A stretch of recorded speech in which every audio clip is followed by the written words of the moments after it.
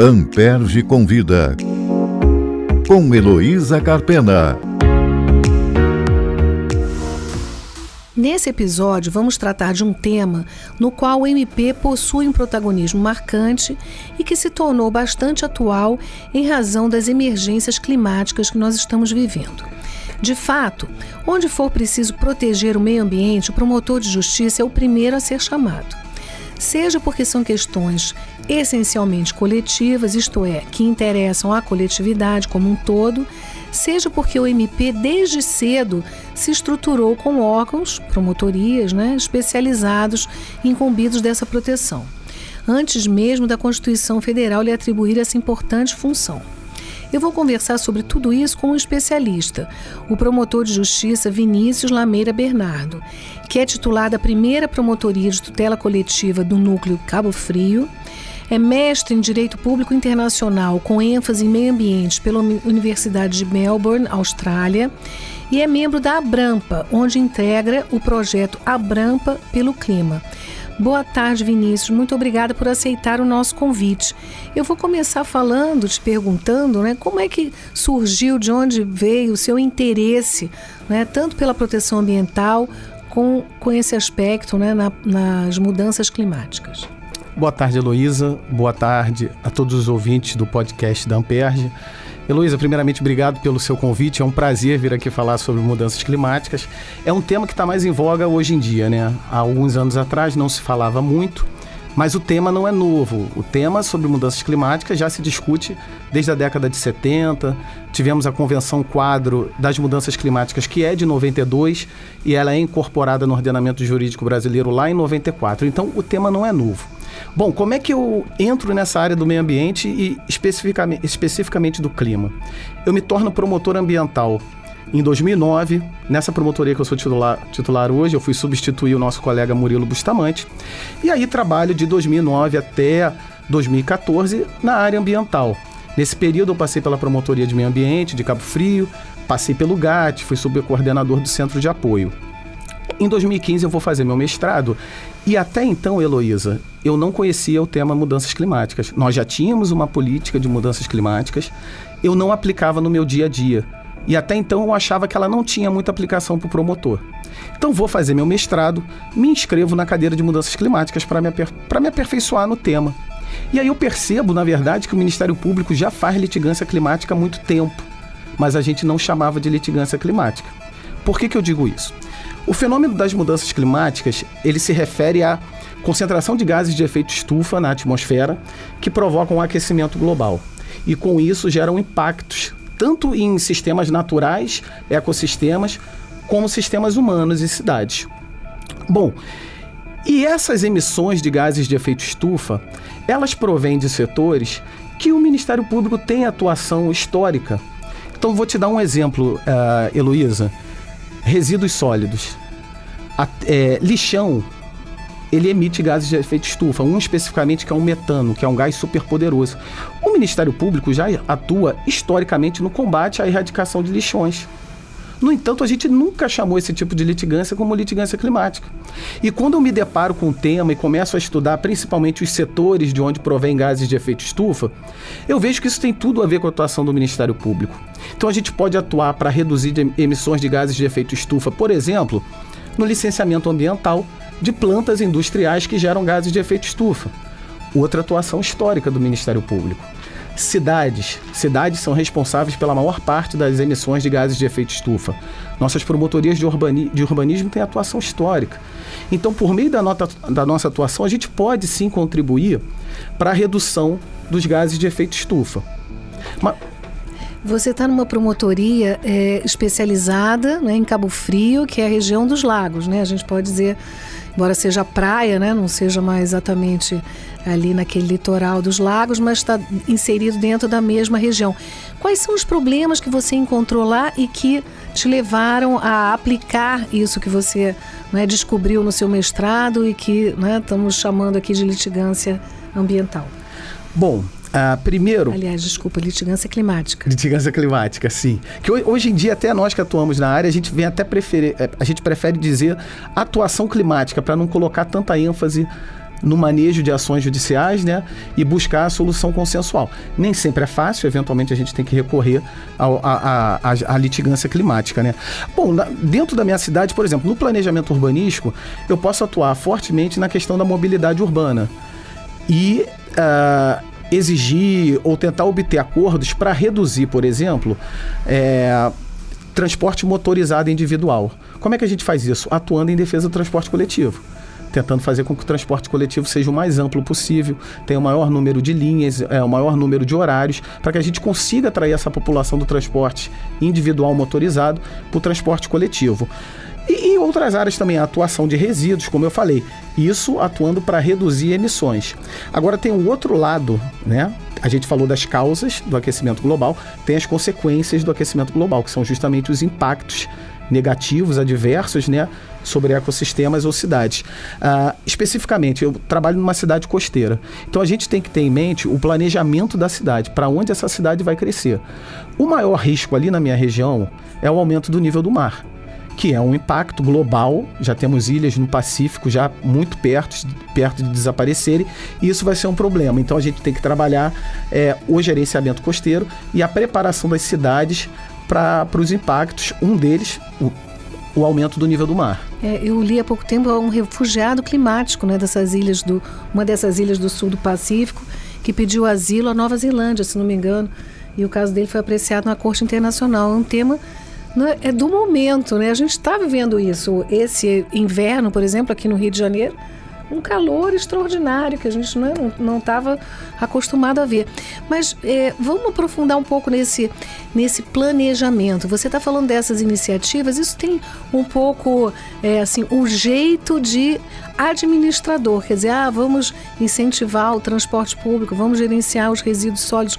Como é que se dá o trabalho da promotoria, que tem essa missão de proteger o meio ambiente, né, como é o seu caso, com outras promotorias afins da mesma região ou de assuntos que tangenciam, né, esses temas, como, por exemplo, o consumo, que você falou, né, das indústrias que geram resíduos sólidos, e com a própria administração municipal, não tem uma certa superposição? Então, dentro do planejamento urbano, por exemplo, a gente pode instaurar um PA, um procedimento administrativo, para acompanhar revisão do plano diretor, ou criação do plano diretor, ou, por exemplo, revisão da lei de uso e ocupação do solo. E exigir que o administrador incorpore nos estudos técnicos, né, que precedem a atualização ou criação dessas leis, a variável climática. Então, que ele identifique nessa fase de planejamento tanto oportunidade de redução de emissão de gases de efeito estufa, ampliação de sumidouros, ou seja, ampliação de árvores, arborização urbana, ampliar unidades de conservação, porque tem esse efeito, né? A floresta em pé, ela capta gases de efeito estufa da atmosfera, principalmente dióxido de carbono. Então ela é um sumidouro, ela é um instrumento legal da Política Nacional de Mudanças Climáticas. Então isso é um exemplo específico. Instaurar um PA para exigir que na revisão da legislação urbanística se considere o viés climático. Tanto redução de emissões quanto também adaptação. Como é que a gente vai definir, por exemplo, a zona de expansão urbana? Você tem que ter um estudo para ver uma estimativa do aumento do nível do mar, para que você não autorize, por exemplo, a construção de um condomínio numa área que vai ser inundada daqui a 30, 40 anos. Sim. A gente tem aqui proteção da propriedade, proteção até do direito do consumidor. Sim, mas isso não é uma opinião do promotor, isso é fundado em normas legais que prevêem esses deveres, certo? Exatamente. E estudos técnicos. Quem é que faz esses estudos? Administrador público. Não é papel do Ministério Público. O papel do Ministério Público não é sequer fazer esses estudos e dizer onde se vai atuar para reduzir a emissão de gases de efeito estufa ou adaptar. É ao menos exigir que seja considerado, porque hoje em dia não é, Heloísa. Pouquíssimas cidades estão considerando as mudanças climáticas no seu planejamento urbano, principalmente as cidades pequenas.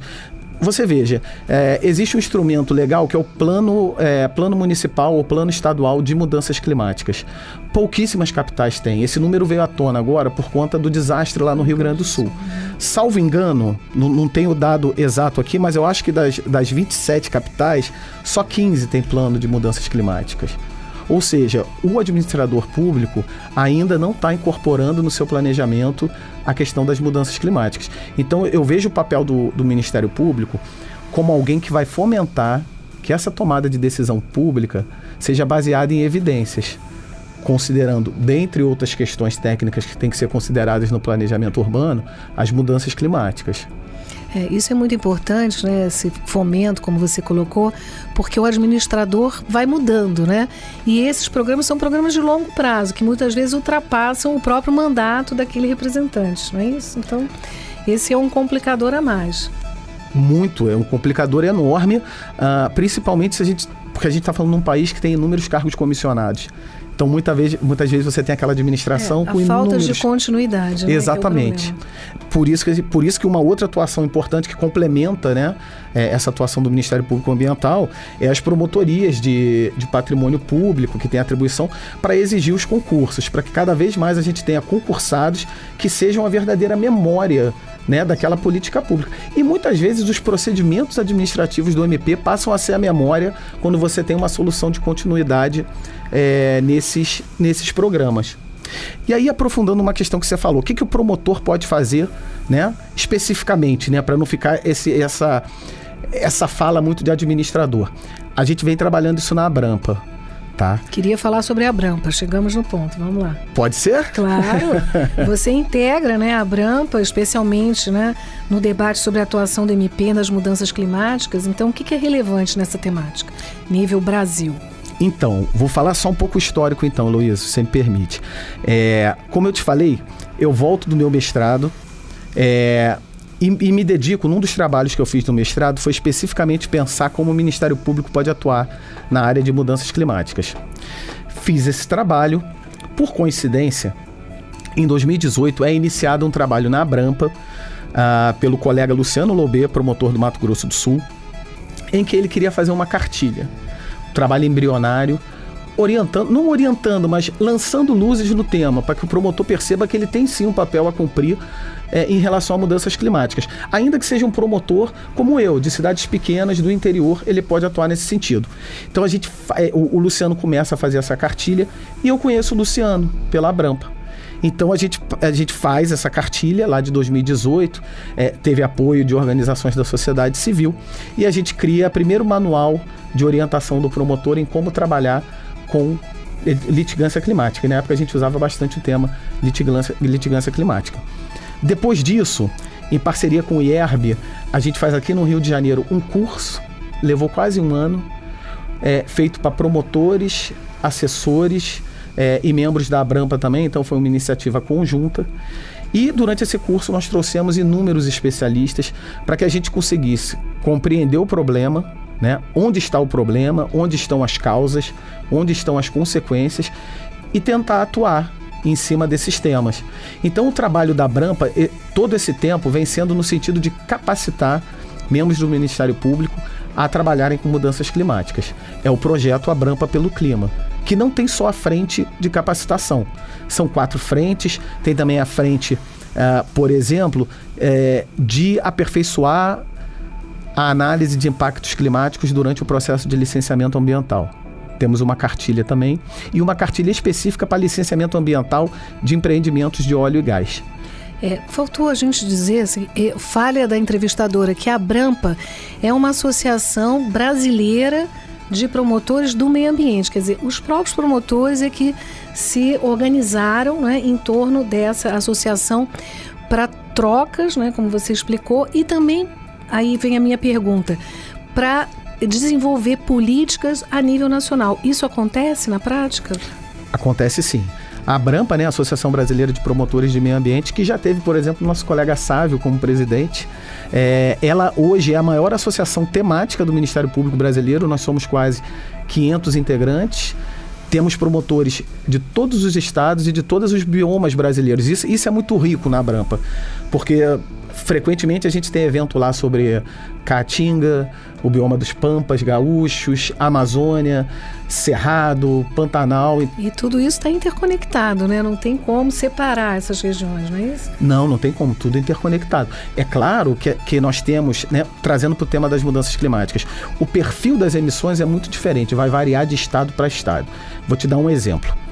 A gente costuma avaliar a emissão de gases de efeito estufa em 5 grandes setores, que é o uso do solo, onde estão as emissões do desmatamento e incêndios florestais, agropecuária, resíduos, processos industriais e... Gente, está faltando um aqui que eu me esqueci agora, depois a gente vê. Então, são esses 5 setores.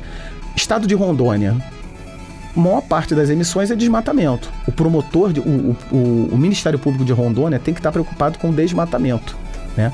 Rio de Janeiro já não é desmatamento. Nossas maiores emissões aqui são processos industriais, até por conta da indústria de óleo e gás que nós temos aqui, e resíduos sólidos. Então, cada estado vai ter sua peculiaridade. Ele vai ter que estar olhando para aquele setor específico, onde estão as maiores emissões, e focar sua atuação naquele setor. E os impactos também são diferentes. Então você tem hoje em dia a Amazônia sofrendo uma estiagem muito grande, nós temos os incêndios no Pantanal, que estão enormes, né?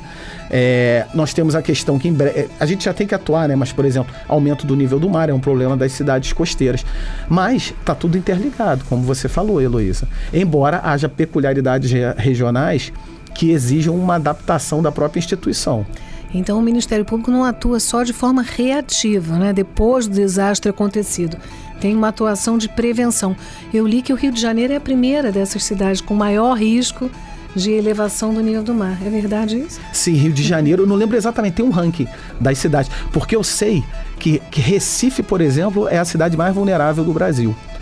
E talvez não por coincidência, a Recife tem um plano municipal de mudanças climáticas. Mas Rio de Janeiro, sim. Nós já temos algumas estratégias de adaptação. E aí eu vou trazer, então, essa questão para o nosso GTT. Nós temos no Rio de Janeiro um grupo de trabalho temporário, 4 frentes de trabalho nesse grupo: segurança hídrica, saneamento, desastres e mudanças climáticas. Como separou desastres? Porque é um tema muito rico. Então é relevante sim que a gente separe desastres da frente de mudanças climáticas.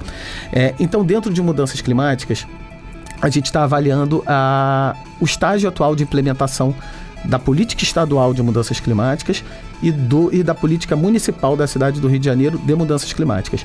O estado do Rio de Janeiro está para contratar agora, está para assinar um contrato com uma instituição que vai fazer o nosso plano de mudanças climáticas do estado. Tanto mitigação quanto adaptação. E aí vai ter essa fase, né? A primeira fase de diagnóstico, identificar nossas vulnerabilidades, né? Onde que a gente tem os maiores riscos de incêndio, de escassez hídrica, de onda de calor, que é um problema relevante para o Rio de Janeiro, aumento do nível do mar e deslizamentos. Então a gente vai ter isso tudo mapeado para que o poder público possa focar as prioridades e o Ministério Público acompanhando para que o poder público não seja omisso. Porque nós já temos, por exemplo, um precedente do Supremo Tribunal Federal, a DPF ficou conhecida como Fundo Clima, que entendeu inconstitucional a omissão do governo federal em colocar em andamento, em utilizar as verbas do Fundo Clima, que é um fundo utilizado justamente para custear projetos de mitigação. Então aí entra essa questão, por exemplo, da adaptação. O estado do Rio de Janeiro vai começar a fazer uma atualização, o seu plano, né, de mudanças climáticas, e aí a gente vai ter a identificação dessas vulnerabilidades. E o GTT é um grupo de trabalho, uma espécie de força-tarefa, ele tem um caráter permanente, e quem são as pessoas que integram esse grupo? Eu imagino que os promotores do meio ambiente devem lidar com situações que ultrapassam, os municípios dos quais eles cuidam, né? Então, o mesmo fato atinge mais de uma comarca, né? No nosso caso. São esses os integrantes do grupo de trabalho? Sim, nós temos um grupo de trabalho, o coordenador é o Tiago Veras, né? O doutor Tiago Veras, e aí temos eu, doutor Vitor Micelli, doutora Gisela Pequeno, doutora Helena, a doutora Zilda, vamos lá, não posso esquecer de ninguém. Nós incorporamos no grupo agora o coronel Kempers, que é um especialista na área de defesa civil e está auxiliando a doutora Zilda, que é quem conduz o procedimento de desastres. Então nós temos essa valorosa contribuição do coronel que está lá conosco no grupo, e é um grupo de caráter regional e, como o próprio nome sugere, temporário. E na área de meio ambiente se faz imprescindível essa atuação regional, porque os problemas ambientais não reconhecem fronteiras Então é muito importante que a gente atue por regiões, eventualmente por bacias hidrográficas. Essa é a atuação ideal, Heloísa, que a gente tenha uma capilaridade maior e que o colega possa ter essa atuação regional, porque muitas vezes você só na sua cidade não consegue resolver um problema que é comum aos demais colegas. Vou te dar um exemplo. O manancial que abastece a região dos lagos, ela abastece vários municípios. Então, se tem um problema lá no manancial, o ideal é que tenha alguém que possa tratar disso tudo, que possa ter essa visão mais global de todos os municípios que estão sendo afetados por eventual problema de desabastecimento. Então, a atuação regional é importantíssima.